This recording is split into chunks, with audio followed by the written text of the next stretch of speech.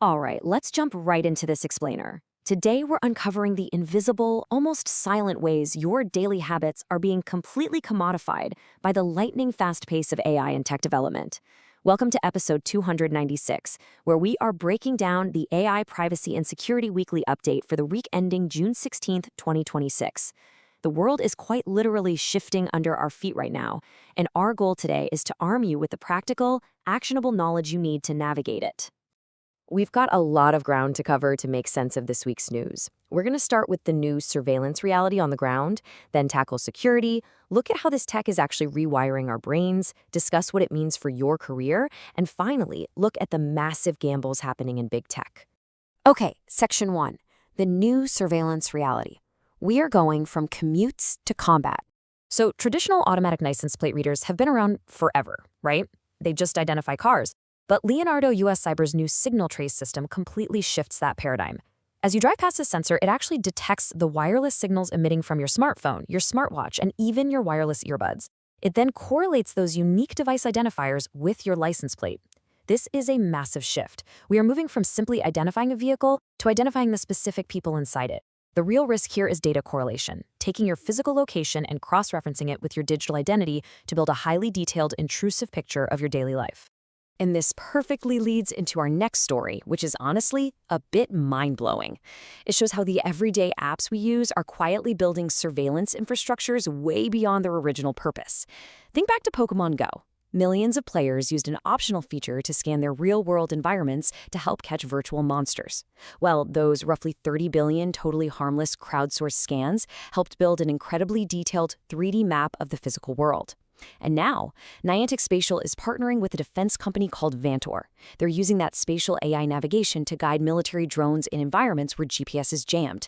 Literally, an innocent mobile game laid the groundwork for military autonomous navigation. So, what is the upshot for you here?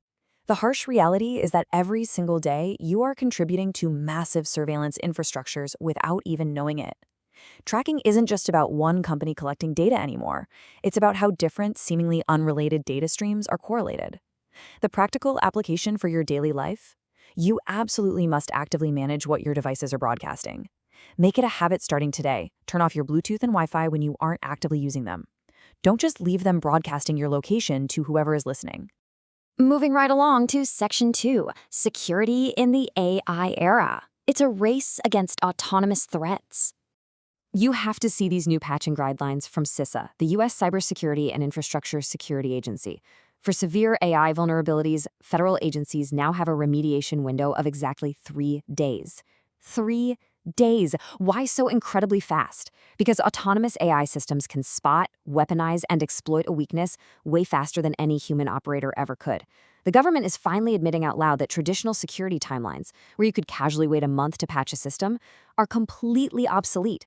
In a related massive security move, the Trump administration took decisive action to halt all foreign access to Anthropic's new Fable 5 model. This happened right after Amazon's CEO flagged to U.S. officials that their researchers could actually prompt the model to spit out information that could assist in cyberattacks. It's a huge wake-up call. As these models get smarter, we are seeing active government intervention to stop them from becoming global cyber exploitation tools. And speaking of the administration, let's talk about hardware security and the messy reality of global supply chains. A recent iFixit teardown of the heavily marketed $499 made in the USA Trump T1 phone revealed something pretty surprising. It's actually a reskinned, gold-painted HTC U24 Pro from a Taiwanese company, completely relying on mainland China for its design and supply chains. Reviewers also noted that buying it was a nightmare, with botched records and spam folder emails. It's a perfect example of how incredibly difficult it is to actually verify the origins of your hardware right now. Across the pond, the fight for digital truth is just as intense. Get this. A UK police officer is currently under criminal investigation for allegedly using AI to completely fabricate evidence in multiple criminal cases. And this isn't even the first time. It follows a previous incident where police relied on entirely AI-generated intelligence to propose a ban on football fans. We are officially in an era where the foundational institutions we rely on for truth are struggling with tools that can just seamlessly invent reality. So, the upshot for protecting yourself across all these security stories is total vigilance. You need to patch your personal and professional systems immediately. Treat that new 3-day federal window as your own personal baseline. Realize that shiny marketing claims about where your hardware comes from rarely tell the full story. And above all, remain highly skeptical. You have to verify digital reality, even when it is handed to you by official sources. All right, let's pivot to Section 3, Rewiring Human Attention, the reading collapse. This quote is rough, but it's a visceral snapshot of a very real crisis. A high school English teacher shared this on Reddit, and it perfectly captures the generational collapse in sustained reading that educators are dealing with right now. And the data backs it up. 12th grade reading scores have plummeted to their lowest levels since 1992. University professors are sounding the alarm, saying their students literally cannot get through a single 20-page article without losing track of the plot. And MIT just published a study that explains exactly why this is happening. They found that students who used ChatGPT to write essays actually showed lower brain activity in the areas of the brain associated with creativity. But here is the kicker. 83% of those students couldn't recall a single line from the essay they had just written. It gets worse. Other studies show that just having your smartphone physically sitting next to you, even face down, measurably reduces your cognitive capacity. The upshot here is literally about reclaiming your brain. You have to treat your neurological pathways like a use-it-or-lose-it system. If you constantly offload your thinking to AI, the pathways responsible for sustained attention are going to atrophy. It's a biological fact. So, practical tip, physically remove your phone from your workspace when you need to focus. Put it in another room. And use AI as a tool to help you work faster, absolutely. But never let it become a cognitive crutch that does the actual critical thinking for you. Okay, Section 4, the future of work. Let's talk about the rise of the botsitter. Have you heard this term yet? Botsitting. It is the great paradox of modern productivity. A recent study found that, yes, AI tools are saving digital workers an average of 11 hours a week. But, and it's a big but, those same workers are now spending over 6 hours a week just reviewing, tweaking, and correcting the AI's output to make sure it's actually usable.